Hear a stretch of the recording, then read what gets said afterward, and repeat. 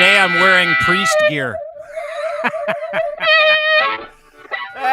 Like 4 people today was like, you're dressed like a priest. I'm like, well, it's my next Thank you, profession. Father. Yeah, thank you, Father. I have sinned. Anyway, welcome to the program. Are you done yet, Father?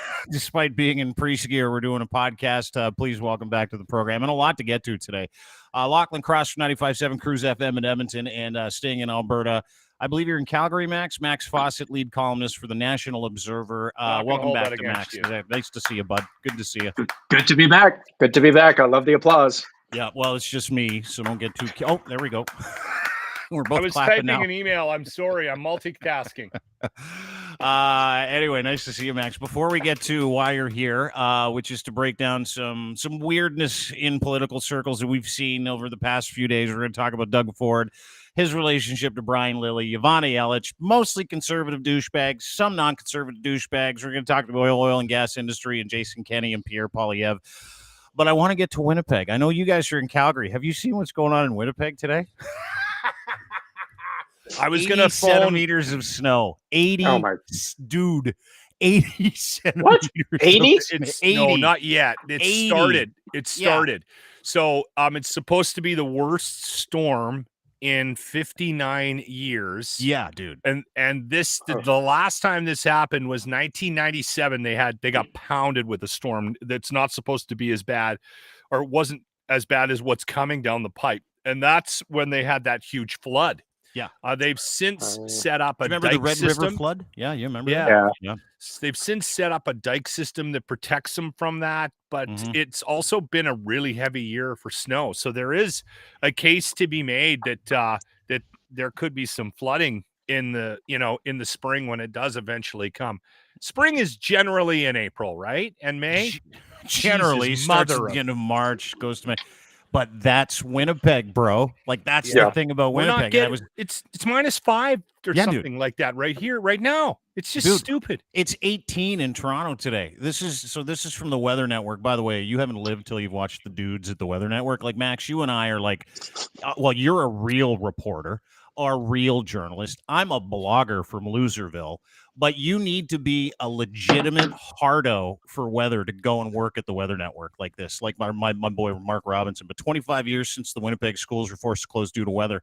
25 years. And that's like, if you haven't lived out west, Ontario, we're just huge wussies. Like, it was raining, cancel the buses. Sleet, cancel the buses. Overcast, cancel the buses. If you haven't lived out west or gone to school or had kids in school out west, to that point, Max, they don't cancel school for shit, right? No. And there could be dead bodies of kids on the way to school, and they'd be like, "Nah, send them. They're fine." Yeah. The thing about that too is they're canceling all classes from grade 1 to grade University. 7. Yeah, every one of them. That was a little bit of a joke about only going to grade 7 in Winnipeg. I thought I'd steal it from my buddy Grant Johnson, but sorry, I missed it. You guys didn't catch it. No, we're just not humorous people. But this is literally 15 minutes ago downtown Winnipeg. Look at that. Good Lord. Yeah, there you go. There's Winnipeg. I just fucking. So anyway, boys, the guy with the penthouse suite is pissed, eh? Yeah, he's like, I bought this for a reason. But I wanted to just put that out there for us because sometimes we can get a little shitty about where we live and the way the State of the Union. 80 centimeters in Winnipeg. Everything's good in Calgary. Things are okay in Edmonton. Not bad here in Toronto. Max Fawcett joins us from the National Observer, who wrote this great article this week. Yeah, let's clap one more time for Max. Nice to see you. I was going to phone quickly before we jump into politics here. I was going to phone people in Winnipeg and just start laughing. And that was going to be my whole show this morning, like coming out of every song. Oh, that's because you didn't want to have to.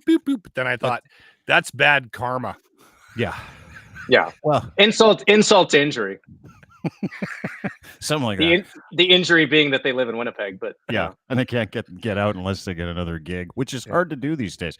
Anyway, Max is here, National Observer lead columnist, and he wrote this great piece, which I'm like, I gotta have this guy on. Welcome to the dumbest COVID wave yet. If you haven't read it, go to the National Observer. It's right on the front page. You can follow Max as well. Just getting to part of the article real quick. Once again, our hospitals are straining under the weight of a growing load of COVID-19 cases, a burden amplified by the sheer number of healthcare workers who are being felled by the virus themselves.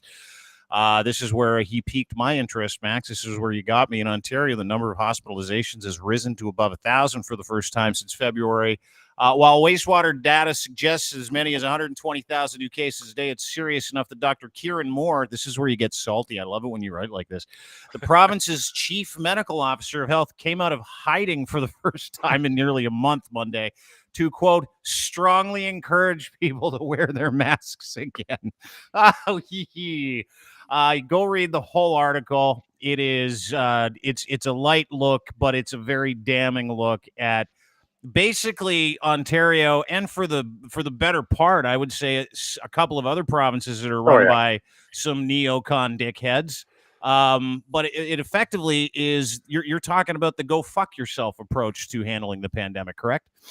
Yeah, and in fairness, like even BC, which is governed by the NDP, they did the same thing. They basically got rid of their mask mandate, got rid of their, the vaccine passport, and kind of said, fuck it, we're putting this behind us. And guess what? We don't get to make that decision. That's kind of up to the virus. So, you listen to people on Twitter who are smart and doctors, and everyone said this was going to happen. They said, if you take the masks off this soon and you get rid of the vaccine passport, we're just going to be back to square one. Mm-hmm. And here we are. We're back to square one again. And it's just like the worst reincarnation or worst recreation of Groundhog Day I think we've ever seen. Like, I don't want to keep going through this thing where, public health experts and politicians make a bad choice. We all go, you're going to regret this. Then we end up regretting it. They finally do the right thing. And then we rinse, repeat, and do it all over again. Like I have people occasionally in my mentions who say, oh, you love writing about COVID. I hate writing about COVID. If I could never write about COVID again, I would be the happiest man on earth. But these governments and these generally conservative, although not always, politicians keep giving me a reason to do it. Wearing a mask is not complicated. It's not hard. I don't really see people bitching about having to wear a seatbelt because we understand that it's not a magic force field. You can still get hurt, but it reduces your risk. And yet people seem to not understand that that's exactly how masks work. But they're not force fields. It's no one's saying if you wear a mask, you'll never get sick. But if you wear one, you're a lot less likely to get sick. And that's the whole friggin' point here. So, you would think that this would put Doug Ford in an unwinnable situation in June. But apparently he might actually still get reelected. So it just drives me up the wall sometimes. The lack of accountability and the lack of consequences for people making the same mistake over and over and over and over again. I do have a theory, and again, I think there are a couple of things to suggest that this is actually happening. So my thought on this, Max, is that they reached a point where they said, okay, we tried to get everyone to mask. We tried to get everybody to social distance. We tried to get everybody to vaccinate. And we had okay success, but we're kind of at a point where we're not going, there's just a certain group of people that are not going to do this. They're not going to wear masks. They're not going to get vaccine passports. They're not going to get vaccinated. They're just going to be angry about the whole thing. And we were mandating because of that group, because I think if everybody had just followed along and done as they were told and done what should be the right thing to do, social distance, wash your hands, mask, get vaccinated when you can, we probably wouldn't even be anywhere near where we are if everybody had. That didn't happen. I think they've thrown up their hands behind the scenes, and I could be wrong. And I understand it from that perspective, where they're going, they're not going to do it anyway. Fuck them. All right, let's go back to our day-to-day lives and hope for the best. And maybe the healthcare system won't crash. I mean, I think you're right. I think that probably is their sort of internal narrative, but that's not political leadership. That's cowardice. It's not doing your job, which is hard. Like the easy way here is to say to people, hey, do whatever you think is best. It's that thing of what was it? Do your own risk assessment, right? Yeah. We're terrible. We're terrible at doing risk assessments as human beings. Like it's one of the things we're the worst at as a species. We obsess about plane crashes and sort of natural disasters, and then we eat unhealthy and jaywalk. Like, we don't properly focus on the things that are actually risky for us. So for public health officials to say, well, do your own risk assessment, it's basically just them saying, yeah, I'm out. I can't deal with this anymore. It's too hard. And I don't think we've really tried to raise the cost on the people who won't keep holding out enough. We saw that it worked. We saw that when you brought in vaccine mandates, people grudgingly got vaccinated. Maybe they were upset about it, but they did what they were supposed to do. And I think we could have raised the price on them even higher. Let them complain about freedoms and things like that. Let's have some fun. Let's talk about what we could have done.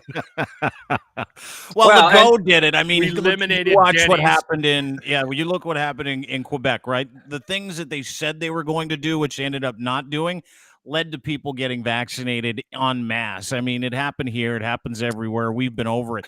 But what I really want to key on here, Max, and because what we're talking about, it gets so often turned into a that side versus this side or the other. It's obviously when we sit here and try and talk about responsible behavior, which is what you talked about in your article, it had nothing to do with you being a masker or a vaxxer or an anti-masker, an anti-vaxxer.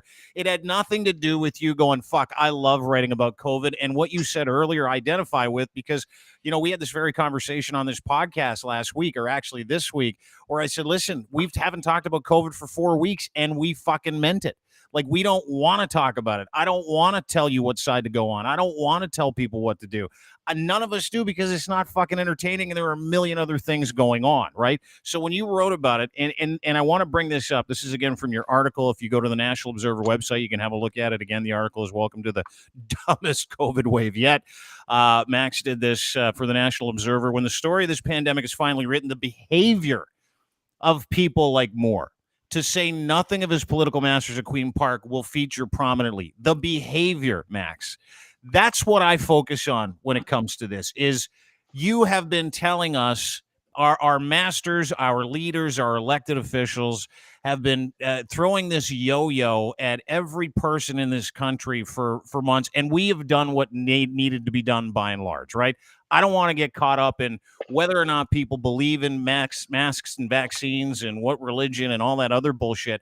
I want to talk about the behavior, right?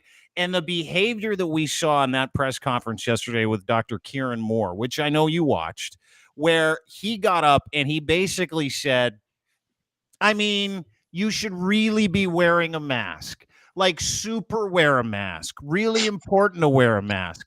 And then you had an agent of Doug Ford named Brian Lilley show up and go, hey, listen, I don't even think people know what's going on. Do you think people know what's going on? And Dr. Kieran Moore's like, by the way, he looks great, Brian Lilley.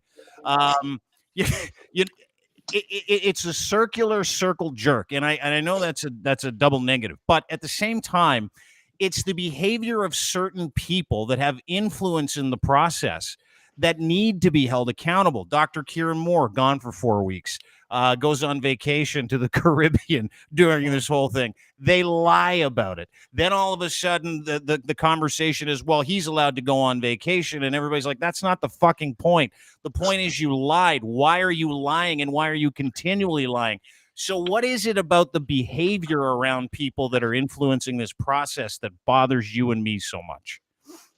I mean, where do you even start? I think a big part of it is these people are not preaching what they practice, right? So I remember at the March press conference when they announced that they were going to remove the masking requirement, and reporters asked Dr. Moore, like, well, what are you going to do? And he basically said, well, obviously I'm going to wear a mask because I'm not, subtext, I'm not an idiot.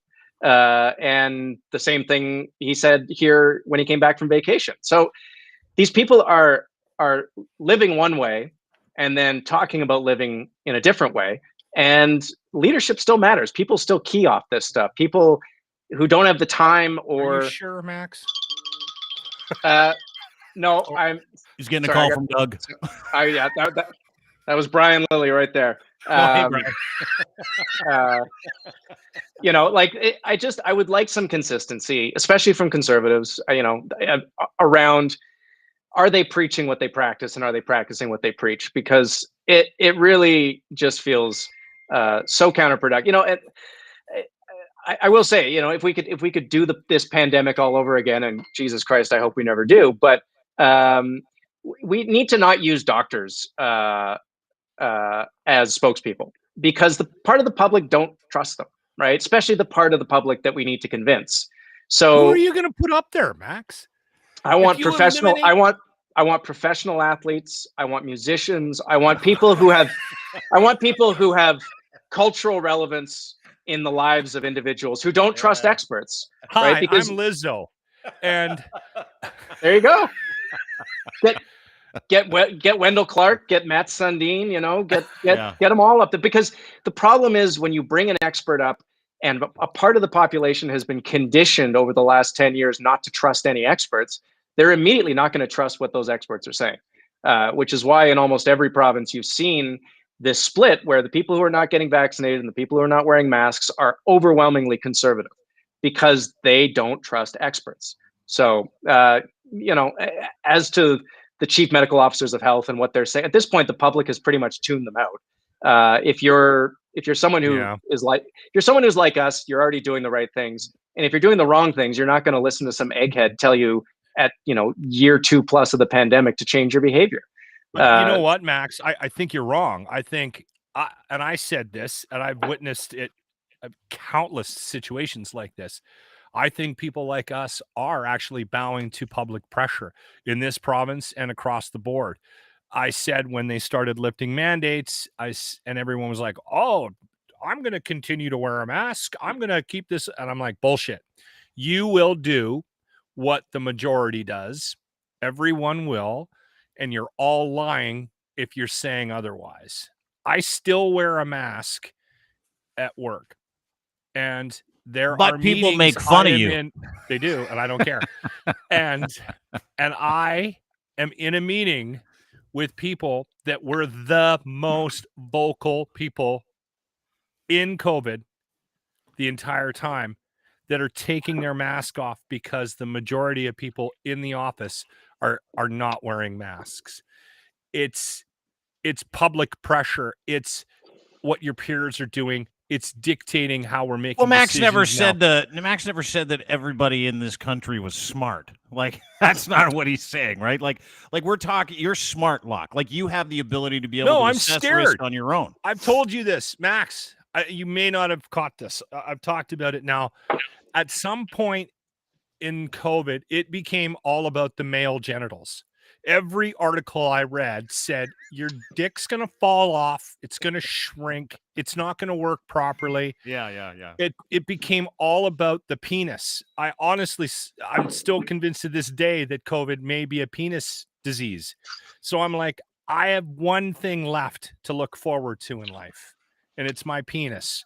And I am terrified that I'm going to get all the dick stuff. There you go. Yeah, right. And so I have been wearing a mask at work in a meeting. And if anybody asks me, and I said this to the guy that made fun of me a couple weeks ago when they pulled the mask mandate at work, he said, "Why are you still wearing a mask?" I said, "Because I'm worried I'm going to lose my dick."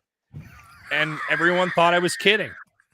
I'm still wearing a fucking mask. Yeah, that's probably better messaging for certain parts of the public. That's what they should have done.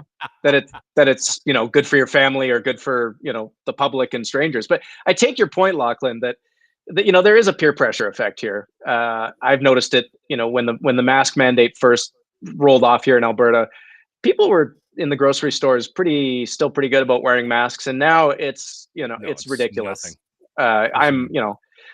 Staff aren't wearing them. Seniors aren't wearing them. People with comorbidities aren't wearing them. Like, no one gives a crap at this point. And part of that guy get out of his truck, Max. Sorry to interrupt. Yeah, got a guy get out of his Dodge Ram truck, black, right? And he was dressed in sweats, and he was taking his oxygen tank off. And he walked into Costco.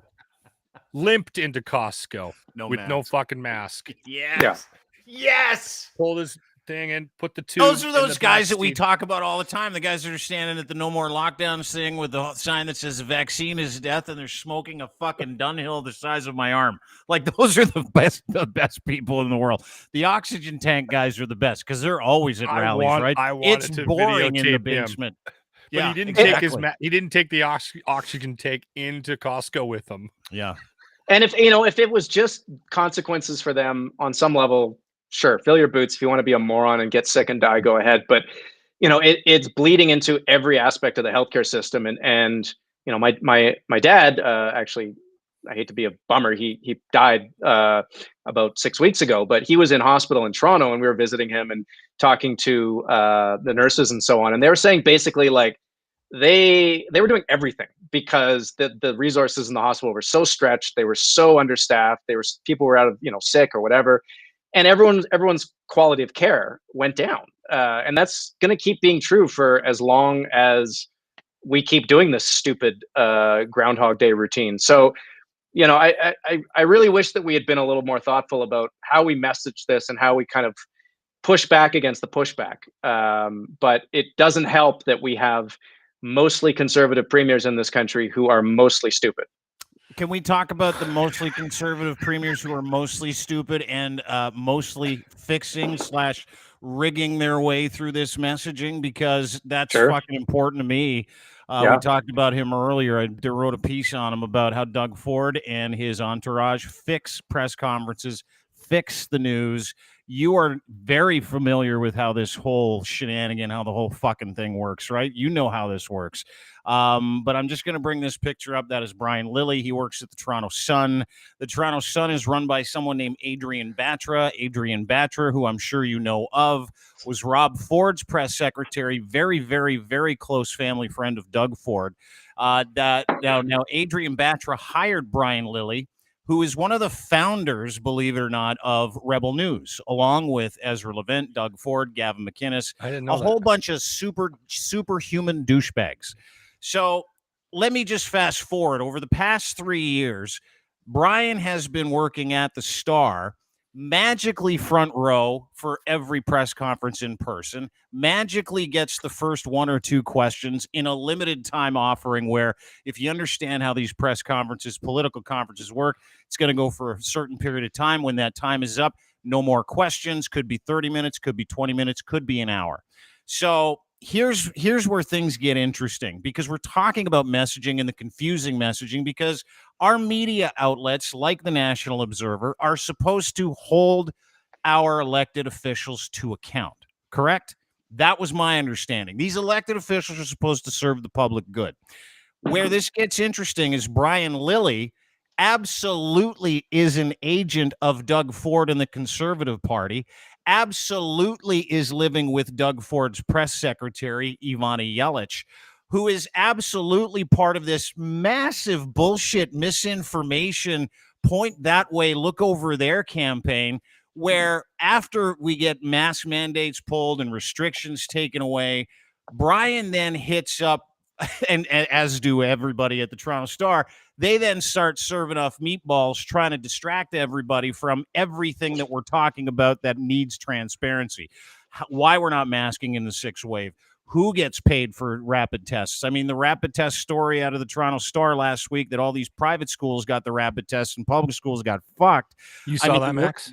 All this stuff is coming out now, but like, can we talk a little bit about the relationship that Doug Ford has with Brian Lilley, who's having a relationship with Ivana Yelich, and how that whole circular line of messaging goes through that political system before it gets to the Sun? Because you and I know the Sun is no longer a newspaper, dude. It is a propaganda machine for the Conservative Party of anything, is it not? Yeah, it is, and it's a very effective one, because what it does is it allows the government to basically get its talking points and its framing of an issue out into a mainstream publication, and then all of the Canada Proud, Post Millennial, all these sort of auxiliary units of the bullshit industrial complex then pick it up and spread it around and go, well, hey, the Toronto Sun said it, and it just creates this sort of feeling of like a wall of sound saying that the message that they're putting out there is true. And I think if you're sort of a a member of the public who doesn't spend all their time on Twitter or focus deeply on the media, it sounds true to you. It sounds okay. Multiple people are saying this. There's got to be some truth to it. It's very effective. And I always, whenever I think of the relationship that Brian Lilley has with the Premier's office and Doug Ford's staff, can you imagine if like Rosemary Barton or someone at the CBC was in a relationship with someone in Trudeau's office and then like did their media water carrying for them? Like, the Conservatives would be out of their minds with anger about it, and yet they give this a pass. This is fine. This is definitely not Banana Republic stuff or stuff that you would see in the Trump administration. No one talks about this, Max. Why? Why? Yeah. Why is it? Yeah, it's a great question. Because on some level, I don't think there are very many principled Conservatives left who can speak to their own side about this sort of stuff. Look at PierrePoilievre and how well he's doing. The Conservative Party right now in Canada is about one thing and one thing only, and that is hating Justin Trudeau. And they don't really care about anything that gets in the way of that. So sure, I'm sure the way they justify it is that, well, that's probably a little unethical, but the ends justify the means, because Brian Lilley is on our side and he's saying the right things and he's helping us defeat the socialist hordes. So yeah, who cares? There is no point in trying to expose hypocrisy on the right in this country, because they don't care. It doesn't hurt their feelings if you call them a hypocrite. They just want shame. Yeah, doesn't work. I think Trump proved that, right? That was one of the lessons of the Trump era, is that you cannot shame these conservatives into behaving better, because they do not care.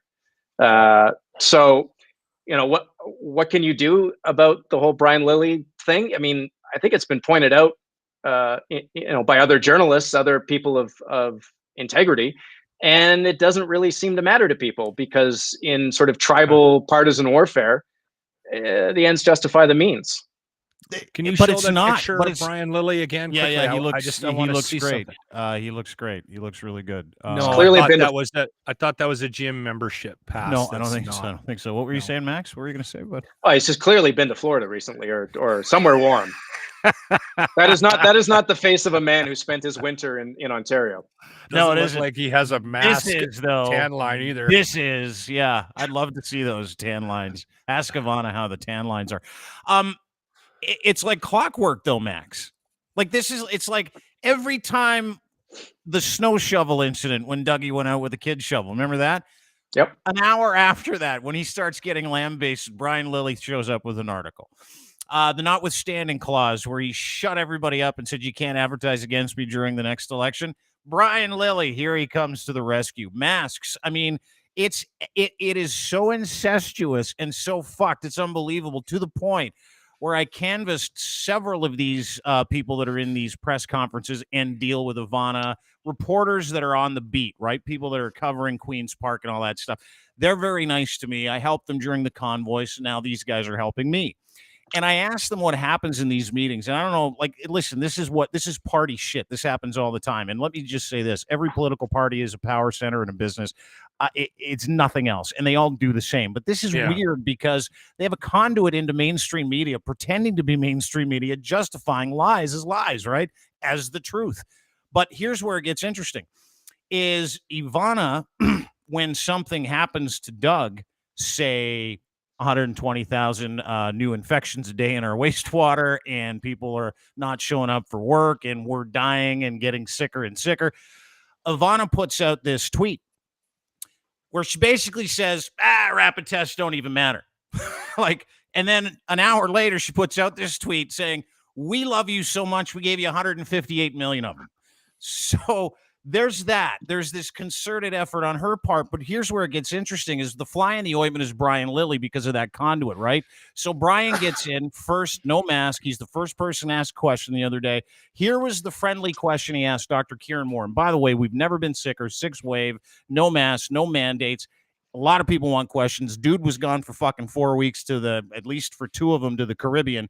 And this is the first question. We're burning, right? This is Brian on the issue of risk assessment. You've said we should be doing our own risk assessment, but when you look at the reaction that some people have to COVID, do you think that people even 2 years in know what actual risks are? Hearing stories of young people getting infected and seeking Paxlovid, even though they're not at risk. We hear lots of parents acting as if schools are dangerous as long-term care settings. Do we adequately know the risks? Have you established what those risks are for the public?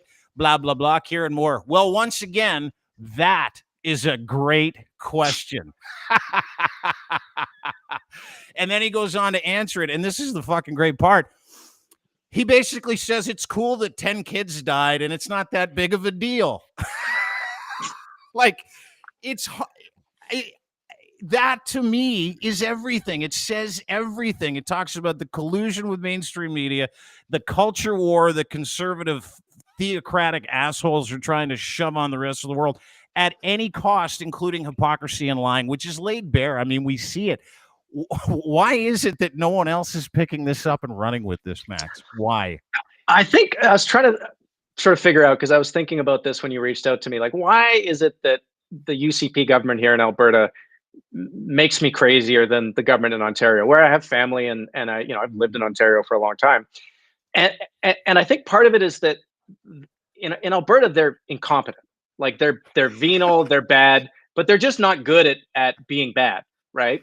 Whereas in Ontario, they're very good at being Doug. Doug Ford looks like a clown and a blunderer, and he is a blunderer. But he has enough talented people around him that they actually run a pretty effective operation there. And the sort of way that they effectively funnel their message into the media, into Brian Lilley's mouth and keyboard, and then onto the internet and into the pages of the Sun, it's actually, from a sort of evil genius perspective, quite respectfully put together. And I think it's hard to sort of poke holes in it, or it's sort of hard for the public to really kind of look at it because it's done well. If it was done incompetently, like it is here in Alberta, the public starts to notice. They're like, geez, these guys are just jackasses. Like our Brian Lilley here is a guy named Rick Bell, who I don't think Rick is dating anyone in the Premier's office, but he certainly had a love affair with the Premier, going into the last election, and he's completely turned on him. And it's because I think it was too incompetent even for him to carry that water.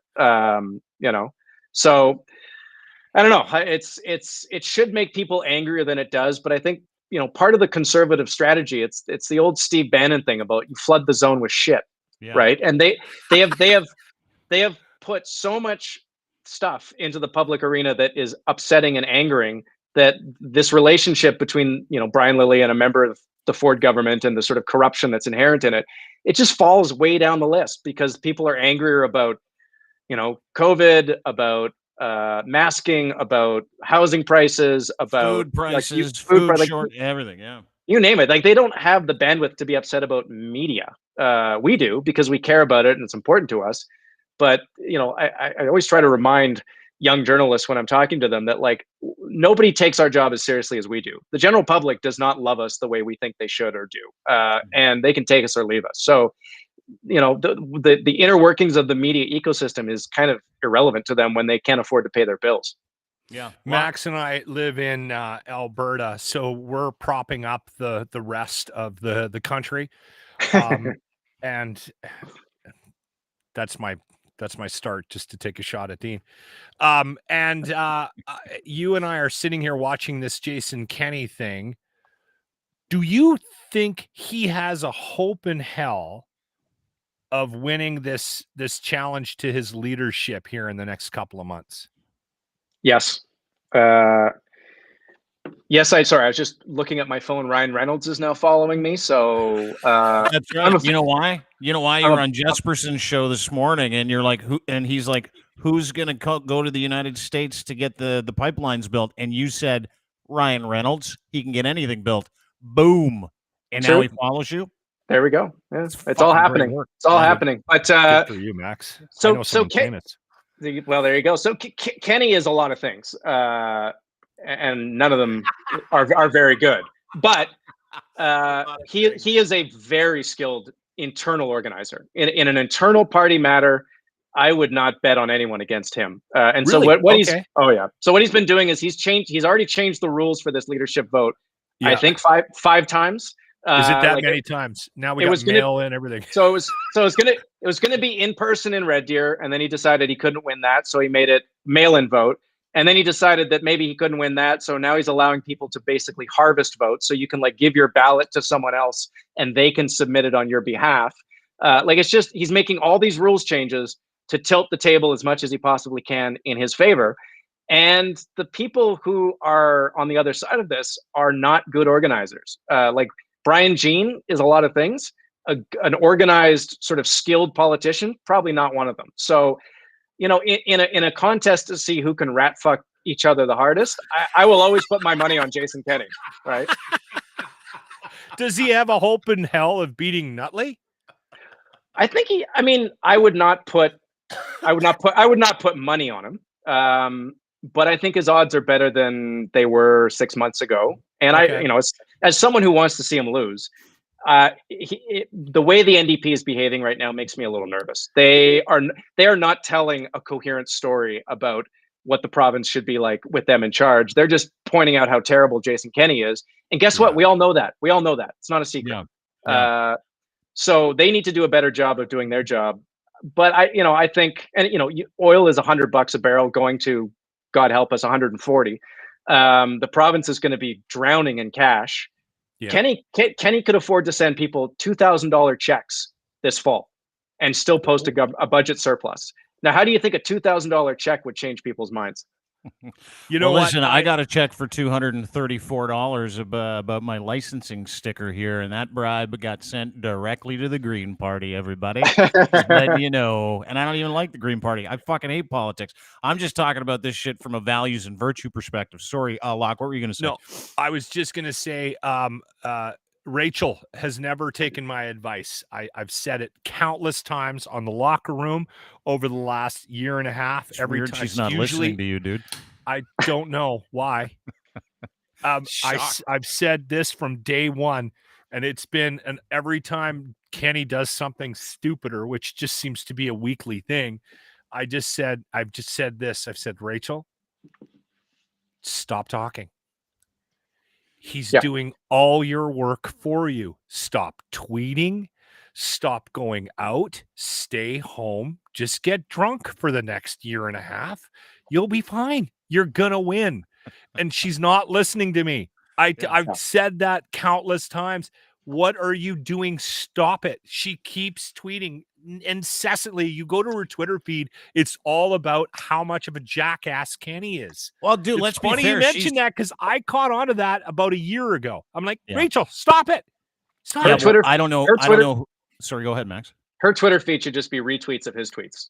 Like, just go look at him. He's doing a great job. Have a look at what he's talking about. You know. Yeah. When a fighter, somebody agreed with me. When a boxer's going down, you don't throw a clumsy punch on the way down. You let them fall, right? Yeah. And then you tell everybody to watch. Watch this, everybody. Watch this. Yeah. We've been, very negative about conservative politicians. So I want to, turn the tables and talk about that dickhead PierrePoilievre. Sorry, I have to. Back to the conservative grind. What the fuck is he doing? Because I'm going to put up a few pictures here, and I know he's running for the conservative leadership. We have it on good authority that the convoy really helped him out to get that little shot at the title, if you will. But he's doing this cross-Canada campaign tour, and everything I see from this guy, and it comes across my feed, I don't follow him, but I had to because I'm like, is this guy is he just going around telling people how many people are showing up to see him? Like, is that what he's doing? Here he is. This is from yesterday. I am Alberta bound. Rally starts within minutes. He's got that one. And then he tells everybody, hey, last night, 600 in Medicine Hat. Suck it, everybody. And then the next one is, hey, I'm in Kelowna. 1,000 people showed up here, kids. Oh, there's Kelowna with another shot. That's a lot of fucking people. And then he's in Prince George signing people up for memberships. And there he is again in British Columbia. Who cares where? It doesn't matter whether he's in Prince George. It is over and over and over again. And the only thing of substance he's putting up with each one of these is, look at how many people are here to see me, sign up for a membership, donate, and get on our mailing list. As much as it drives me nuts to see this, because it's fraudulent. It's fraudulent. It's a brilliant tactic, is it not? It's smart. It pains me to say this because Jenny Byrne is running his campaign and I don't hold her in high esteem, but it's a brilliant campaign. He is just destroying the rest of the leadership contenders here. I mean, I don't even want to call them contenders. At this point, they're just leadership roadkill. It's a brilliant strategy because he doesn't want to talk about policy or his policies are a little nutty, So what he's doing is he's just throwing up numbers every day and forcing the story to be, look how many people there are here. Look how big this crowd is. Oh, wow, he's got a big crowd in this town now. And like, in fairness, getting 1,000 people or 5,000 people at Spruce Meadows in South Calgary for someone who hates Justin Trudeau is not that hard. You know, if there was a dog that didn't like Justin Trudeau, they could probably get a few hundred people into that venue. But like, it's a very savvy, effective campaign strategy, and he is going to absolutely obliterate Patrick Brown and Jean Charest. Here's a question, because Locke hates Trudeau. I'm indifferent. I think he's, by and large, basically useless. I think he is a virtue signaling tool at times. I think he has handed the reins of the public-facing issues that we're dealing with, whether it's Ukraine, whether it's the convoy, smartly off to some very bright women, like Chrystia Freeland, who, as I understand, you're a big fan of, big Chrystia Freeland guy, according to some tweets, and other people that like Melanie Joly and Anita Anand. So in terms of like helping me understand how much Alberta hates it, Locke is hard on the hatred for Trudeau. But am I, like, because I live here, am I outside the understanding of like how much the West, specifically Alberta, can't stand the man? Yeah, it's in the water here. Actually, they put a little chemical in the drinking water that makes people, if you hear the name Trudeau, you just right. Snap. So yeah. It's Max. I can't watch him on TV. I have to turn it off. Like but why is it just like everybody whipping each other up into this Trudeau hate vibe? What is it? I've had it from day one. Well, I know, but I want to know from Max what it is, because I've heard it from you for like a year. How much, like, dude, he had a fuck Trudeau sticker on his Subaru. I mean, really? That was for comedy, because it took up the whole back window. But what is it? What's the hatred? What's the genesis of the fucking hatred of it? So it goes, honestly, it goes back to his dad and the National Energy Program, and this lore that has been built up in Alberta about how Pierre Trudeau, tried to steal our wealth and destroy our economy. And in fairness, he did try to steal a little bit of their wealth. A lot of the stuff about the National Energy Program is overdone, but a little bit of it is true. And that has been sort of used as nuclear material by conservative politicians since the 1980s to make people here feel like they're victims, feel like they've been taken advantage of, hate the Liberal Party, hate Trudeau's, and it just sort of transferred to Justin. And so when he comes forward with a climate plan and says a thing like, well, the oil sands are going to have to be phased out, which, by the way, Stephen Harper said first, but whatever. It just feeds on itself. It becomes this sort of perpetual motion machine of hatred. And I think it's poisoned the Conservative Party and probably caused it to lose 2 elections that it should have won. But in Alberta, it is like the true renewable resource here. The hatred of the Trudeaus will never go away. Did you see that video of the kid? And it has to be fake. The kid in the gymnasium. Oh yeah. Was that fake? What was it? I mean, people put their kids up to that sort of stuff all the time. But this was the kid going to PierrePoilievre and saying about the debt and my future is terrible. No. It's the kid that asked Justin Trudeau why his father gave the finger to everybody in Alberta. Oh, well, I mean, they got to teach that kid a little better, because he didn't do that in Alberta. It was in Salmon Arm. It's called the Salmon Arm Salute. That's right. You're right. I think maybe the kid said Western Canada. He's like this. He did the old salmon arm salute. You know, the finger where it's like, that's how old people give the finger. It's like, you got to hold it and leave it there. That was the salmon arm salute, if I'm not mistaken, right? Yeah. Hartman did a good job last night during the Oilers game. Yeah. I mean, look, there's a deep vein of anti-Trudeau hatred that conservatives are super good at mining. It drives me nuts. I think it's irrational. I think it gets in the way of a lot of good thinking, clear thinking. But as a political weapon, it really doesn't get much better or easier than that. I mean, honestly, all you have to do to get elected as a federal conservative in most of Alberta is have a pulse and then say you hate Trudeau, and you will get 60% of the vote, right? Locke, well, why aren't you fair. A politician? You let's should be a be politician. fair, You'd have Max. career forever. Come on, you gotta admit that he's a bit of a douchebag. So I first met Justin probably mid 2000s. I get the appeal and I get the hatred. I get both sides. I understand why I understand why the sound of his voice drives people crazy, and I understand why he inspires little old ladies to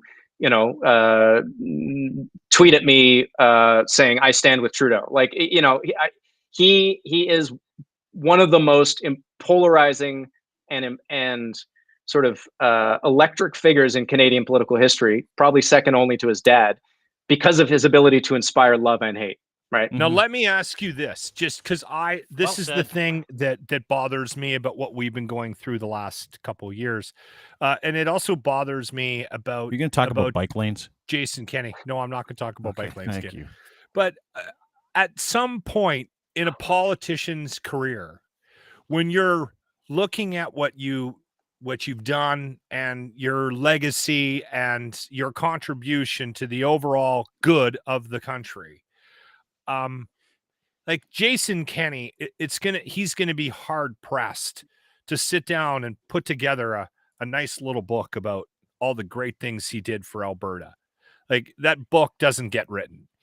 Justin Trudeau also is going to have a very difficult time sitting down and writing a book that isn't going to be dripping with hypocrisy if he seems to have some sort of idea that the good that he has brought to the country.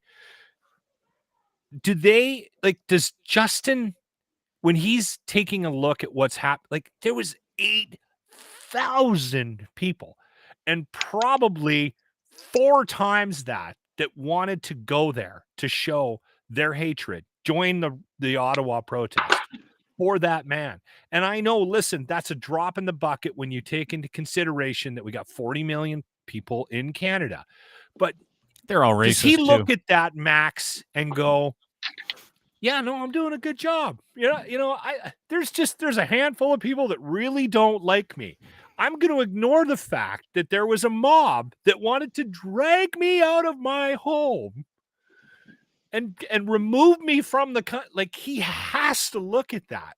The party, the Liberal Party as a whole, has to look at that, and they can't dismiss that. Somebody, please say out loud that they can't dismiss the hatred for that man. I will say 2 things. First thing is, as a politician, you would much rather be loved or hated than ignored. Being able to inspire that level of emotional response it's unpleasant, I'm sure. But on some level, it means that what he's doing is working. And the last 2 elections are a testament to that. There are a small number of people, sort of the political equivalent of deadheads, who like to sort of drive around the country and go to their protests and sing their songs, do their festivals. And there are millions of Canadians who appreciate and support the work that this government is doing. And as a politician, you get really good at ignoring the bad feedback and focusing on the good feedback. And I promise you, that's what he does. He does not focus on the fact that there's a small minority of people who want. How do you do that? That level of hatred, discipline. Max? Come on, discipline. It's a form of survival. You can't. Let's put it. I have a friend of mine who's a member of Parliament, and he gets some pretty awful hate mail. And I asked him, like, how do you process that? How do you process people wanting to kill you? And he said, you can't read the ones like that. You just put them aside. You don't react to them, and you don't read the really good ones, and you kind of try to stay in the middle, right? So I'm sure Justin gets more death threats than Stephen Harper did. I don't think that means he's doing a worse job. I think that means that Conservatives have radicalized their voters and their population to an extent that Progressives simply aren't capable of doing. Can we give him some credit for radicalizing the population as opposed to some sort of plan? They didn't need any help, dude. Did you see the fucking kind of people that were in Ottawa? They didn't need any help getting radicalized. If it wasn't him, it was something else. And when you talk about the fact that 8,000 to 25,000 people hate his fucking guts, it was him. Yeah, but Dean, dude, they it hate was everything. They him. hate masks. They hate vaccines. They hate you. They hate me. They hate the fact they can't camp out in the middle of the I don't fucking know. nation's capital for You can't fucking ignore as that long as kind they of want. hatred. Like Oh, I get the odd bad douchebag parade tweet it or is. bad text, or I get an email telling me that I should walk into traffic, but because people disagree with the things I say. I read those on the air because I find humor in them, but I am not running the country. I think we're dismissing the level of hatred You're just saying for that that man. hate the guy. We're dismissing it. You guys are both dismissing it. It is. Well, because I don't care. Like, I'm trying to get to the fact that we're having tearing the country apart. Yeah, no, it's not. He's not tearing the country apart. The fucking losers that showed up there are tearing the country apart. Sorry, Max, what were you going to say? I think that we need to properly assign the blame for the tearing the country apart portion. And when you have one side saying people should wear their masks, get vaccinated, and be kind to each other, and the other side is saying we should overthrow a democratically elected government, we should hang Justin Trudeau, and we should run him out of office. I don't think you go, well, both sides are equally at fault here. You look at the people who are, this is like in Afghanistan, you have the Taliban, and going, well, the Taliban is radicalizing people, but also, it's probably the Americans' fault too. It's like, no, there's an attribution of blame that needs to be done proportionately there. So I think Justin, there are definitely things he has said that in retrospect, he probably would like to have not said. Absolutely. But I also think that there is a bullshit industrial complex out there, especially on Facebook and on social media, that is good at weaponizing everything that he does and says and turning it into an insult to Albertans, affront to working people. He hates you. He doesn't respect you. And I'm not sure that he could exist without them finding fault in his behavior. Right. Yeah. Max Fawcett, I know we got to let you go. Lead columnist, National Observer, wonderful news agency. Ryan Reynolds. Yeah, he's got to go because Ryan Reynolds just followed him, and he's like, I got to go, guys, because I got to talk to Rhino, he said. So just in the text, he's like, got to go. Me and Rhino are doing something this afternoon. But listen, go and read Max. Go to follow him on Twitter as well, at Max Fawcett on Twitter. His latest article in the National Observer is a good one. Welcome to the dumbest COVID wave yet. Brilliant piece, and always appreciate your insight, brother. Thank you so much for doing this. Hey, Max, sorry to hear about your father. Oh, thank you. I appreciate that. No, it's always fun to do this with you guys. It's always a blast, and I will talk to Ryan and see if we can fit you in our schedule in the future. That'd be great. Right. Yeah, have fun with your new best friend. That's awesome. Yeah, thank you. All right. Talk to you soon. All right, man. Max Fawcett, National Observer, at Max Fawcett on Twitter. Smart guy. Do you really? Can I ask you a question? I like Max. I love him. As much as I love you more. Can I ask you a question about the Trudeau stuff? Because listen, you know me, I'm not a Trudeau guy. I can give two fucks about politics. Even just talking about politics made my anus pucker today. I'm like, ugh. Actually, I have a story about that. Your anus pucker? I need to tell you. Yeah. Or my anus puckering. Who's puckering? No. Finish your question. Okay. Then we'll get into poo. So, do you really think that the words that someone said could start an insurrection?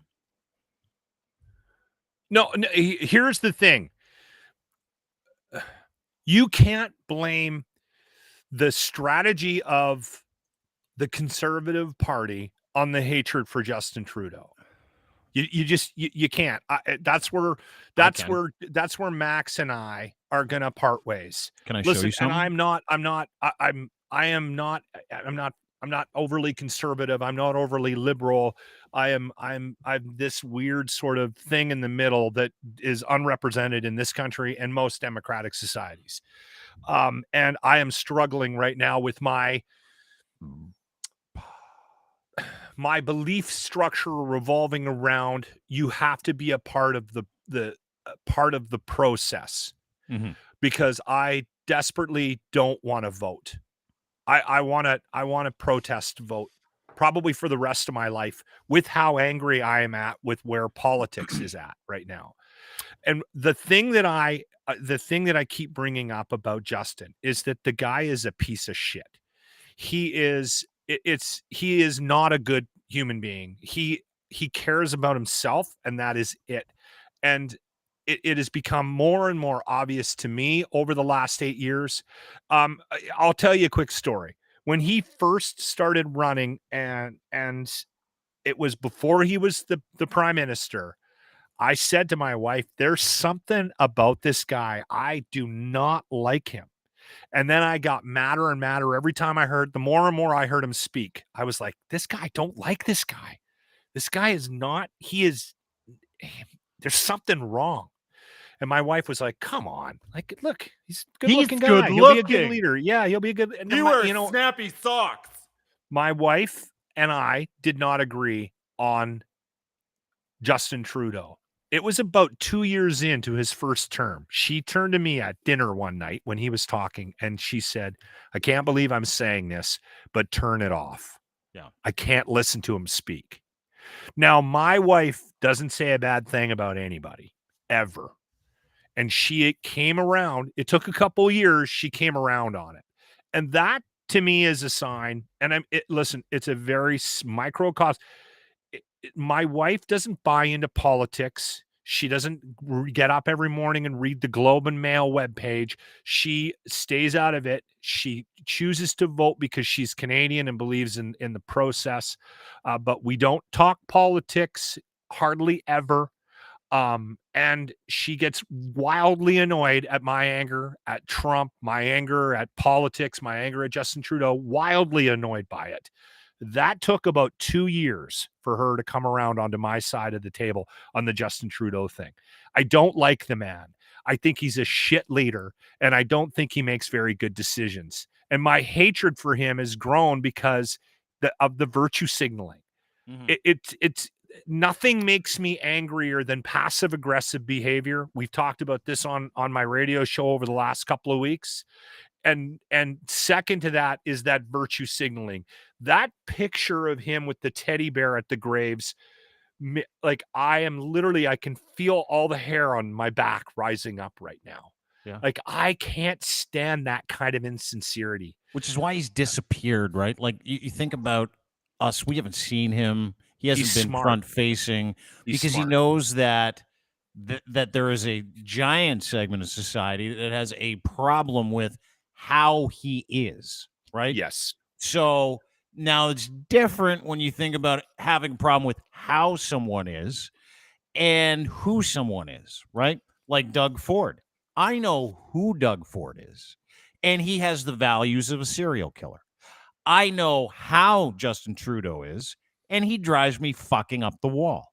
But when we talk about politicians taking our brain space and our emotional capacity away from us, we've got a fucking problem. Individually, we have a problem. And I go back to the convoy, right? They showed up and said, this was the theme. You called us degenerate tinfoil hat wearing racists on the news in French 2 weeks ago. And I'm like, okay. Then you listen more, and it's like, and we're here to take our country back from you because you hurt our fucking feelings. There are people who have fucked their lives over forever because they took that tact into a politician's ability to fucking. So we're going to ignore that? Are we going to ignore words that someone spoke that triggered a group of crazy fucking racists and white supremacists? 8,000 of them, yeah. They took over the capital city by the industrial complex and Russians and theocratic assholes who shoved money, $24 million into an account to make it happen. Yeah, I am. I'm going to call that thing what it is every time I see it. Now, listen, let me say this. I agree with you. I can't stand how the guy is. I can't. But when it comes to a functional government doing its best for Canadians, the fact he's taken, the fact that he's taken himself out of the mix and he's allowed Anita Anand, Chrystia Freeland, and Melanie Jolie to carry the water for him. And Jagmeet, the coalition. Dude, and there are a lot of people that are upset about the hashtag coalition. You can't not as fun when Linz isn't here because you can just talk about puckering assholes. But as soon as I mention coalition, he just goes, I know he gets so crazy. But I look at those things like as I look at everything in my life, right? We don't have a society, we have a culture problem. And there are cultures that are going like this. And one culture is saying, we want this, and the other culture is saying, what? You want what? Like, we're fucking fine. 8,000 people want to change the culture of a country? I don't think so. Not specifically, even to mention the kind of people. Like that's what we're trying to fucking communicate with people, is that all of this is like half baked in everybody's mind because people are just triggered to the point where I want a result that I want. And you know where it comes from? Needs and wants, right? There are people that showed up to Ottawa that wanted something that weren't getting what they wanted. Instead of all their needs being met, instead of the social programs that they're all on being good enough for them, they showed up and said, we hate your guts. And we want someone else in here that represents us. 8,000 people in a country of 40 fucking million. So when it comes to what and why, I separate that from who and how. Do you understand that a little bit? I agree with you, but we're talking about like individuals making terrible fucking decisions, trying to change something that they will never fucking change. And so what do? They upset the entire country with the help of Russia, with the help of Jesus freaks from the United States and Mike Flynn and all those dumb fucks, all of those guys. So they flooded the zone with shit. And all of a sudden, we're having this conversation about how can Trudeau not look at those people and go, I have a problem. The same way I look at them. Like when someone says to me, why didn't Trudeau meet with those people? I say, fuck, are you serious? You're going to meet with a bunch of fucking crazy redneck extremists to listen to them and to listen to what the fucking problem is? I'm not pro-convoy, and I'm not, and I said out loud, the only thing that I think he should have done was he should have stepped out of the House of Commons and just with a big megaphone and said, get off my lawn. That's the only thing he should have done. And the thing is, I can't stand him, but I can appreciate how smart he is and the steps that he has taken after the convoy. And that's what I was trying to get Max to say out loud, is that at some point, does that man sit down and reevaluate his contribution to this country based on what's been going on? And if he can somehow ignore where we're at and take the 8,000 out of it, what would it take you to do what they did? It would be impossible to get Dean out of his brownstone in Toronto and go do what they did back in February. Possible. I'm telling you, 8,000 people did. They sacrificed their lives, and you can sit here and you can put them on a certain playing field compared to the rest of and yes, that's fair. Yeah. But 8,000 fucking people did that. And it wasn't about the mandates. It wasn't about the vaccines. It was about their hatred for the guy that leads this country. And we can't ignore that. And I've said that. I've been consistent about that the entire time I've been on this podcast. That's a problem. And if they're ignoring it, it's going to bite them in the ass. See, and I disagree with you. I think ignoring it. And they should. And I think it is a problem, but I think it's only a problem for those fucking losers who fought objective reality and do it every day and lose every single day. Every day. If it's not him, it's something else. If it's not him, it's ivermectin. If it's not ivermectin, it's the fucking vaccine. It's fucking he plays a everything. Part in this. Dude, but I'm not dumb enough to be able to fall for the bait. For some reason, people in conservative Christian loser circles are dumb enough to take the bait. Anyway, it doesn't matter. I hate fucking talking about it. I can't stand talking about the politics of it. But Lindsay's in, and he just popped in because he's having a smoke in his garage, and I think he wants to say something to us. Linz? I just wanted to clarify, it's not a coalition, Lachlan. Yeah, it is. Total coalition. Are you barbecuing? What are you doing, Linz? No, I'm actually working. I'm listening to the show and working at the same time, and came down for a smoke and wanted to come and yell at you. I'm knocking it out of the park today, aren't I? You guys are absolutely on fire. And speaking of on fire, did you see the breaking news in the comments? No. Well, let me break some news for everybody if they didn't see it in the comments. The Ukrainian relief effort that we're doing with Alex has received a donation for $1,000. Oh, wow. $1,000 confirmed. Did that just come through? Yeah, that's the one we were speaking about earlier today. Mm-hmm. Okay. All right. Anonymous donation because I communicated with the guy and he's like, listen, don't say who it is. I respect the man. And I sent him a note and I said, hey, listen, Anonymous kindness is the best kind. Thanks, bud. And I'm not going to say his name, but thank you to the anonymous person. Okay. And again, you can go to the shop real quick and you can donate. Sorry, Locke. That's worth pointing out. Sorry, because he had asked Dean if he could put $1,000 through that gift box, which is on the merch page, and I did not know this because I didn't even look at it when Scotty set it up. But we have it's like a 10, a 20, and a 50, and then there's another box when you click on the gift thing there. There's another box that shows up where you can put any amount in there. So the fact that we just got that anonymous $1,000 donation, we got $1,500 coming in from Colin Bruce Mortgage Team here in Edmonton, and they service all of Alberta and BC. We're already at $2,500, and I asked Scotty to do, if he had time this weekend, to do a little bit of math on where we're at with the sale of the t-shirts, because I think we're closing in on close to 50 t-shirts between the Locker Room site and the Dean Blundell store. That's amazing. We've got quite a few cash donations outside of the $1,000 that just came in as well. So with that in mind, I mean, I remember that's $4,500 already. We were trying to raise $3,000. We're only getting like $10 a shirt or something like that, right? So because between $10 and $15 a shirt. So I think we're closing in on about $2,500, $3,000. And you should never get me to do math. Yeah, on this show. By the way, accurate. Anyway, I hate according to Lachlan's math, we've raised $37 million. $4 trillion. You should. I don't know how much cash we've brought in. You should work for the federal government. That's how they do the budgets. Yeah, you listen to the Locker Room, Linz. Every time we do math, it's a gong show. Yeah, anytime someone asks me to do math publicly, I always go, yeah, I'm not the guy. So you're gonna have to get the other. Us creative types aren't great with numbers. Okay, so if you go to deanblundell.com, there's a drop down menu for the shop, and what you can do is you can donate any amount. And that was one of the questions we had today. We got an email from an anonymous guy, and he's like, hey, I'd like to donate $1,000. Please don't say anything. So apparently Scotty put the functionality in that.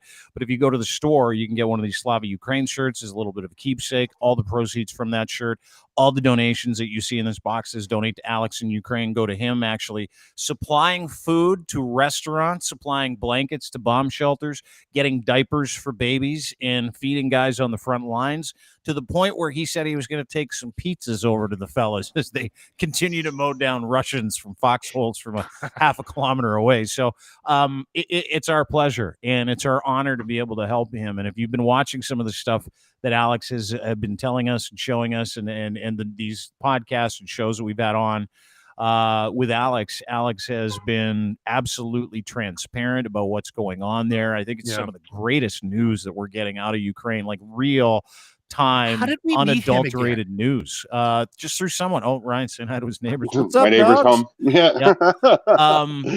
How do we meet him? Just through someone in the comment section. They're like, hey, this is a friend of a friend. He wants to talk to people what's going on, and boom. It's actually Tara from the girls racing podcast, TNT podcast. Yeah, there we go. Us up. There we go. He's just been unbelievable. And you know what? The thing, because I did an interview with him, and I literally sent that out to everybody.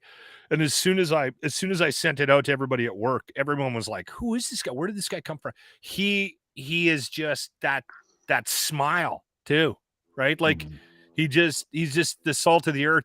And I think he's a representation of what the Ukraine people are, right? And I think that's why everyone is responding so well to him. And you can't help but want to help the guy, right? That's why we got people stepping up with $1,000 donations. And you know what I want to do? I'm hoping that we give him enough money that he can buy something like big that they really need. This group that he's putting, like a farmer stolen Russian tank, like a tank. Give him his eBay money for the tanks. I actually received a message from Tara this week, and her comparison to the difference in Alex's demeanor when he's on our show and when he's on CNN. It's a nice relief. It's almost like he gets to relax and let his beard hair down a bit with us and actually chill out, and it's not so formal as it is on CNN. So people are getting a really good look at all the sides of like the humanity of it, the business end of it. It's incredible. Yeah, it's wicked. And you mentioned pizza, and it was really funny. I just read an article about a guy that's in Kharkiv that is he owns a pizzeria, and he delivers pizza to the front lines every day. People are donating to him on his website. I think it was pizzadaddy.ru, and he gets orders and then just shows up at like local fire departments in Kyiv and just drops pizzas off. And they're like, hey, we didn't order this. He's like, no, don't worry about it. Someone else paid for it. And people from all around the world are sending pizzas out to all the guys on the front lines. So people are just coming together so well. Just it's amazing how the world's really, really looking out for our little brother. Yeah. Well, for me too. I mean, I always look for ways to use this for good, right? And it gives us some karma to be jackasses. And so anything that we can do on this end. And Dean, I mean, I remember when we started talking about this, Dean was like, let's do it. We have to, right? So I want to thank Dean for giving us an opportunity to help raise some money. Oh, that's awesome. Mm-hmm. Sorry, just realized the dog has gotten out and ran away, and Ashley's got to go get him. So, oh, there he is. There he is. Charlie Spaniel's almost made a break for it, huh? He's trying. All right. Where is he? There he is. Oh, Charlie Spaniels. Thanks, buddy. Anyway, Thanks I'll let you guys go. I got to go back to work. So, good to see you, Linz. Good to see you too. I'll be on tomorrow with you guys. All right. We'll have a whole section about the coalition. Yeah, you'll love it. I'll bring the dictionary. Locke puts the dick back in dictionary, actually, so that'll be fun.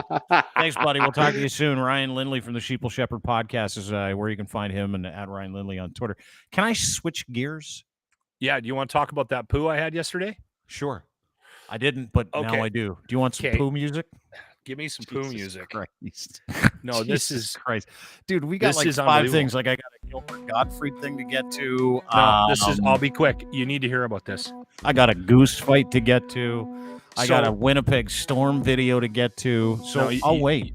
No, I want to know, dude. I want to know. Dude, you need to hear about this. All right. So yesterday, just before I had a rough night on Tuesday night, we went out and I ate pub food and drank a couple of beers. It wasn't a good day food-wise for me. And I relieve my bowels quite often, right? Like I'm a very regular pooer. Sometimes a couple of times a day. Just before we went on yesterday, I got the call. So I ran, and I don't like to poo in the downstairs basement because there's no ventilation, right? But for the sake of time, I had to take a shit just around the corner here. And I also have to keep the doors closed because our dog loves toilet paper, and he'll get in and fuck up a roll of toilet paper real quick, right? So I shut the door, and then I didn't think anything of it. And I was watching the hockey game down here last night. Oilers shit the bed. And I had a couple of beers, and I had to take a leak. And I swear to God, like I knew it wasn't a good one, but I didn't know it was this bad. I opened up the door to the bathroom, and I had to fight my way in through it. It had taken up residence. Like I'm talking 5 hours, and it just stayed in there. I had to bring fans in, shovels, moving equipment. Like we had a problem. It wasn't living. It wasn't leaving. It was living in there. Yeah. I didn't know how to represent that. Like if I would have been able to take a video where you could smell what I did in there, I would have sent that to you guys. Oh, like Poo Vision. Poo Vision, Dean. It was awful. Okay. Can I ask you something? Is there a reason? Is there a reason that weekly you have to? People love it, I guess. Like, look at everybody's like, was it a coiler? It's another I didn't really one. have a lot of time to like evaluate what I did in there because Corey, you know what Corey said? Corey in the comments section, he listens every day. He goes, shit, here we go again. New shirt for Locke. #IBS. I hate vegans. I just assumed everybody loved this. Like, I don't hated have IBS. listening to you talk about your poop because you do it once a week. Like last week, you're like, guys, I got to go. I had a crazy adjustment today at the Cairo, and if I don't get to the bathroom, I'm going to shit in this garbage can. And I'm like, perfect. There we go again. He got it in. Anyway. Oh, someone has a name for that smell. It's called the lingerer, Rhiannon. The lingerer. Yeah, there's sometimes you go in there, and I don't know if it's like a crevice in your colon where like something hustles out of there that's been in there for like months. Not sure, but sometimes you'll go and do some business, and you'll go back into that place, and you're like, I don't know, I can't even explain it. It was unbelievable. I haven't had one of those in a long time. Did you question your internal organs at that point? Like, were you like, I think I might be unwell? I haven't been feeling good the last couple of weeks, to be honest with you. I had a cold. And whenever I get sick, I eat like shit. I don't know. Do you do that? No. Like has a question though for you. Self Stands has a question for you. The question is, do you take your shirt off when you take a shit? Yes I or do no? not. A lot of people do. I found that out. Why? Shirt, pants. I know people that just cannot go to the bathroom with any clothes on. I don't know. No, I don't spend a lot of time in there either. Like I'm a quicker. I'm famous in radio for one of two things. I don't play Rush, and I can shit during a Ramones song. Under 2 minutes. Yep. It's incredible. Yeah. Can we switch gears from your poop? Congratulations, by the way, for grossing yourself out. Hard to do. Everybody usually loves their own brand. 5 hours. 5 hours, and it was still wicked. Still giving it the business, huh? Yeah. I'm impressed by you daily. Thank you. I really appreciate that. Did you see ever? We lost Gilbert Gottfried, by the way, yesterday. Yeah. We announced it at the podcast. 67 years old, died of a long-time heart condition. Did some reading on him yesterday. Petrified of dying. Petrified his whole life. Him and Norm Macdonald too. Both of them, yeah. That was apparently Norm. Norm was worried about it too. Remember, I read something and Norm was like, I just don't want to die. It's the only thing I'm concerned. And it's like, well, it's going to happen. I get think used it to killed it. him. I think it like killed him. The worry about death? Give him cancer, maybe? Look at this video. Look at this picture. This is from Gilbert's account. This photo is very sad now. R.I.P. Bob Saget, R.I.P. Louis Anderson, both good friends that will be missed. And to that point, we lost Norm Macdonald, we lost Louis Anderson, Bob Saget, all these guys so close. To that point, I wonder if the sadness of like watching his friends die had something to do with it. Might be something to do with it. Like the Notebook, only for comedians. Yeah, who were lifelong friends. Yeah, I did not know. I knew that they were acquaintances, but I did not know how close they were. It's coming out now. Gilbert was really, really close with Louis. Yeah. He was really, really close with Norm, but apparently he was really close with Bob Saget. Mm-hmm. Like the two of them were like talked almost daily. So from what I've been reading is that the death of all three of them hit Gilbert pretty hard, and the fact that they've all died so like within relatively, other, that you might be onto something, right? Maybe there is a connection there. So sad. I was talking to someone about him yesterday. Someone called me, a friend of mine, and he's like, "Hey man, I just read your tweet about how many times you interviewed Gilbert. I was counting yesterday. I had to be around 6 or 7." And over the years, right? 15 years of doing radio, Gilbert would come to Toronto and he'd come for business, but he would always come to the radio station, like always. And it was crazy because if you met him, he was like, he's such a big personality. Like you see the stuff that he does, but when he doesn't have a microphone in front of him, he's this little cute, very demure little guy that just kind of shuffled around. Right, like I remember he walked into the out of the green room and he walked into the studio once, and he's like, "Hello," and he just like, yes," and he slowly went over to his seat and he sat down. I said, I remember saying, "Gilbert, how are you?" "I am fine. Yes, I am fine. I am fine. Is my shirt too big?" Because he lost a bunch of weight and he was so cheap he never bought clothes, and he told us this after. And his shirt was hanging off him, his pants were hanging off, and he didn't care. He did not care. He didn't care about anything other than laughs and being nice to people. And in a world where doing radio interviews, sometimes you run into some salty assholes. He was so kind. He was so gentle when he would talk to you. And as soon as that microphone on, boom. He was the funniest guy I've ever met in my fucking life. And he was also one of the nicest guys. And you find that in interviews, right? Like, you've interviewed people 100 times. Yeah. The biggest celebrities are the nicest people. And he was one of the biggest celebrities. I mean, the list of videos that we've seen over the past couple of days. My buddy Rex Chapman put out his Hollywood Squares thing. Brilliant. 5 minutes of the funniest shit, and you forget how funny it was. The legacy of humor he left behind is only matched, obviously, by the sadness he left behind at 2 young boys, 12 and 14. But I want to play this for you because I don't know if you ever seen this, but there was a time a few years ago when 50 Shades of Grey was making all the soccer moms. Did you come up with this bit for him? No. I thought you did. I thought you did this on The Edge back in the day. We did, and he actually did this on our show once. Okay, but I thought this was your idea. No, well, it might have been. I mean, we had him do it for us. Long story short, he's reading from excerpts. Fucking bit. Might have been 50 Shades of Grey, but Gilbert did it. I mean, Gilbert's the guy, right? Yeah. Gilbert. There's only one person in the world. I think I know what you're gonna play. 50 Shades of Grey, as like an audio book where you're like, it changes the entire book when Gilbert's reading it. But this is like literally 60 seconds. It's a commercial for Audible where he's literally reading from 50 Shades of Grey. And it is by far,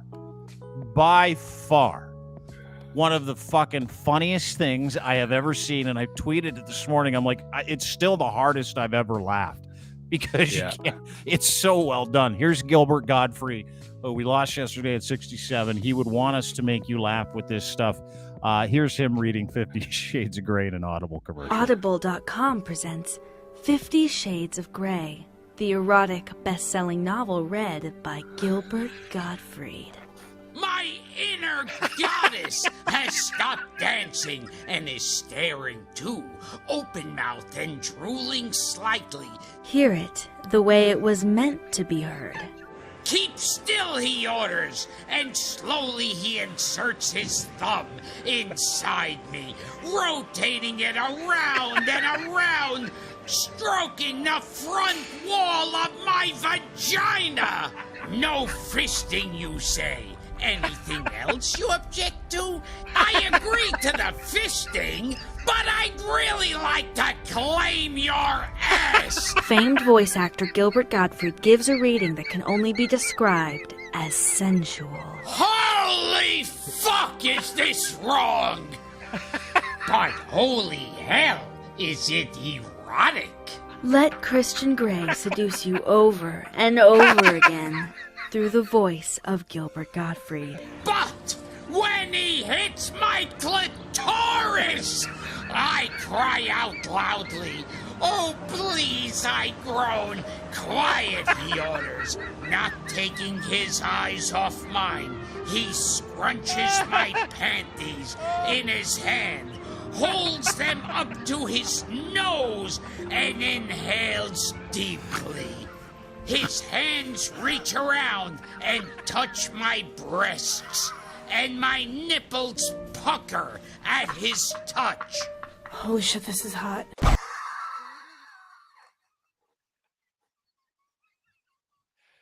Oh, we played a bit of that on the show this morning.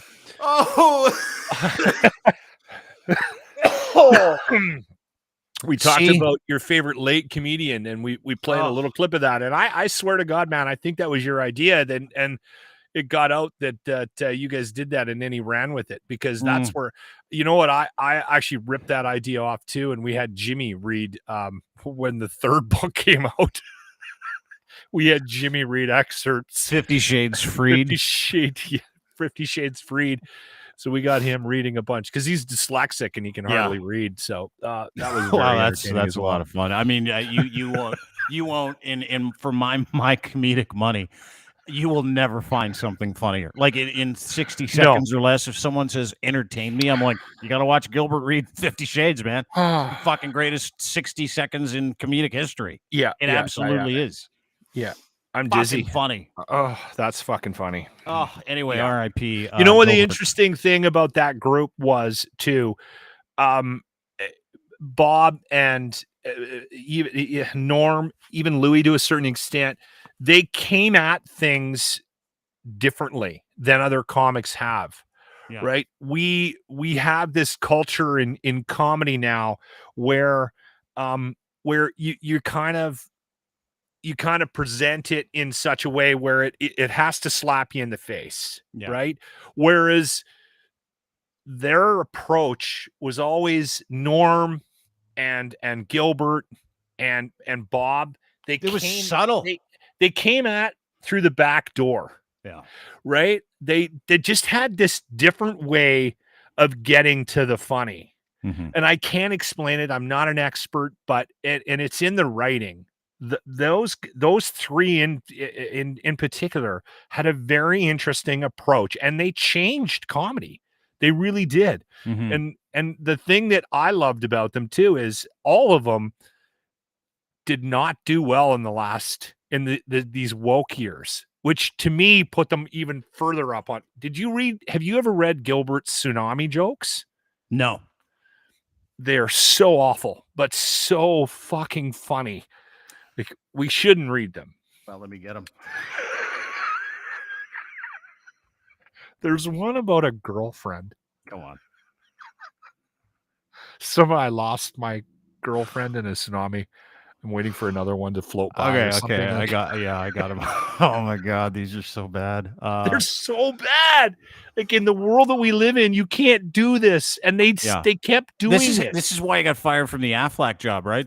It's because of the tsunami jokes. Yeah. Yes. Like this one, Japan is really advanced. They don't go to the beach comes to them.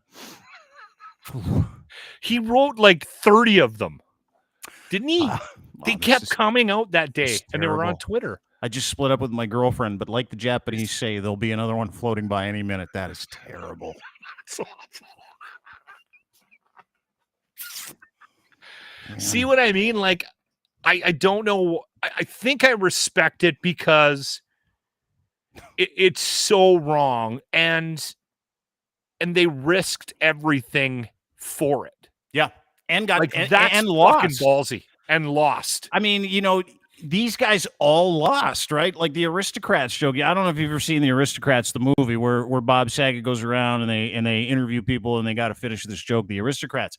You can't find it anymore because everybody was like, fucking get rid of it, because if anybody sees us being this disgusting for humor's sake, all of our careers are fucked. But the Aristocrats might be one of the fucking funniest movies you've ever seen because it is all that all the time. Like some of the things that they did to the trapeze artist's daughter. I mean, fuck. You can't like that's what comedy used to be, right? Like, and that's the era that he comes from. And that's what's so familiar to us. Like, we've seen that sea change from like, any joke is just a joke and it's allowed, like these Japanese jokes, which I would never tell. Like I just couldn't. Read Gilbert Godfrey's last joke, because I like that he left us with this one. It was on Twitter and it's about Chris Rock. It's right at the top. Oh yeah, I think I've got it actually. Let me try and grab that out. To me that, because he was really close with Chris Rock too. Mm-hmm. I'm so glad this was his last joke. Is that it? No, I don't think it is. I don't think I have it. It was about this. It was shit. I wonder if I can find it.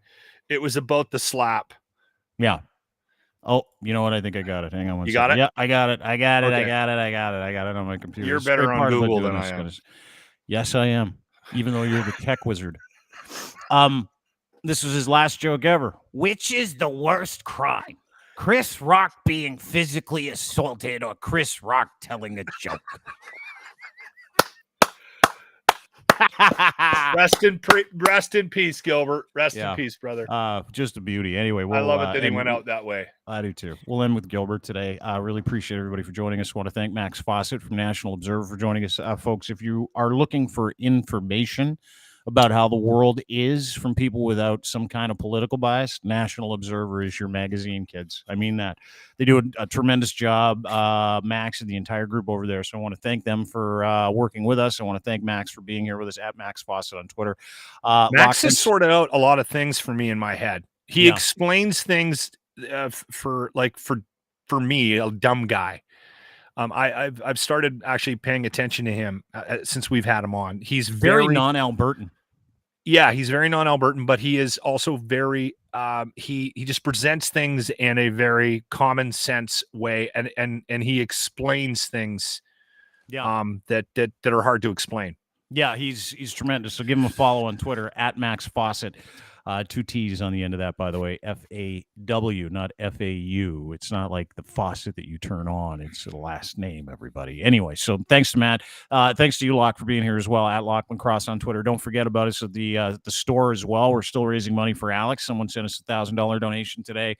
We're in and around 3,000. We just started this a couple of days ago. We want to be able to send Alex as much money as he can to feed Ukrainians on the front line, to be able to buy diapers, bottles, water, mattresses, microwaves, cookies, tea for people that are trying to survive in bomb shelters. Been there for almost 50 days. In fact, today would be day 50, a lot of those people. So if you go to the store, which is in the main page, deanblundell.com, you'll see the drop-down menu. You can donate any amount with the Donate to Alex tab. And, of course, if you'd like yourself this snazzy Slava Ukraine shirt, you can get that, too. And all the proceeds from that shirt go to Alex in Ukraine. And that means a lot to us, and we'd appreciate it if you'd help. Yeah, thank you, everybody. Yeah, I can't believe the response that this T-shirt is getting, and the money that's coming in. So it's unbelievable. Well, and thanks to Colin Bruce Mortgage and the Colin Bruce Mortgage team. What a sweetheart, right? He was on with us yesterday. He donated $1,500. Just a great guy. And seeing people that are attached to these relationships come and help has been incredible. The one thing I will say this about the store, though, is that we are selling these Austin Matthews Goat shirts, and no one is buying the McDavid shirts. Not one. Zero. Hold on. No, we've several, sold some not of as the many. McDavid. Not even close. And Merkin Matthews is leading, but McDavid is not that far behind. It's a gauge as to who the best player in the NHL is. It's between one of those two cats. And so before the playoffs, we're going to give you guys a promo code. Maybe, we don't know. We're going to get crazy with the store. But if you feel like I feel, and you know Austin Matthews, who laid a fucking egg last night against the Buffalo Sabres. The Oilers lost too. But anyway, it doesn't matter. I took a look this morning just out of curiosity. Buffalo's 25th. Yeah, I know. Well, the Oilers lost last night to the Minnesota Wild. That Powers kid looks good. Yeah, he does. Owen Powers? Power, I think is his last name. Power, Stud. yeah. But we want you to buy the all the merch. We've got the Goat Gear, Goat Collection. Depending on who your favorite team is heading into the playoffs, doesn't look like Winnipeg's going to make it. So it's between one of 3 teams, right? Or 4, actually. No, 3. Oilers, Flames, Leafs. That's it. That's all you get. But they're fucking world beaters. Vancouver and Winnipeg are outside looking in. It's going to be a tough battle for both, though. Yeah, not happening. Winnipeg's not going to make it. I think they're, and that's available on the locker room merch page. Oh, you're doing that at the locker room merch page? I'm shocked you're selling the Matthews one on your locker room merch page. You can also get Lachlan's shirt, I hate vegans.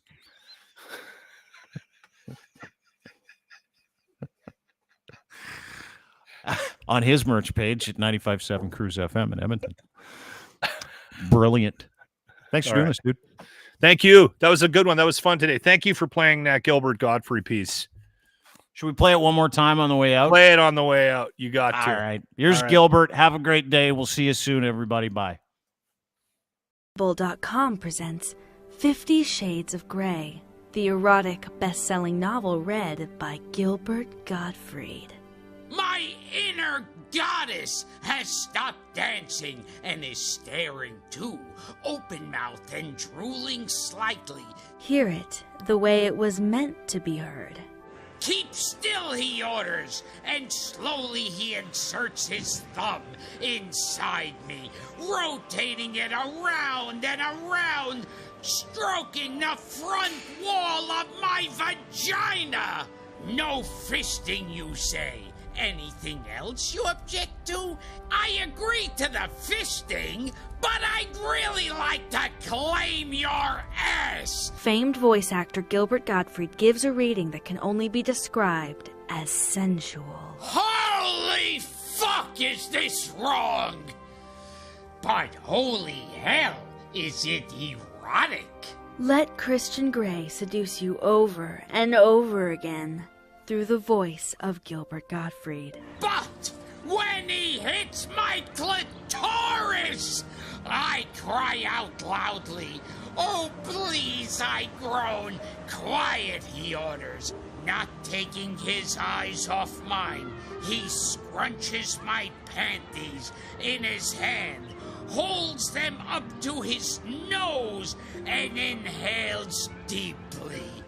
His hands reach around and touch my breasts, and my nipples pucker at his touch. Holy shit, this is hot.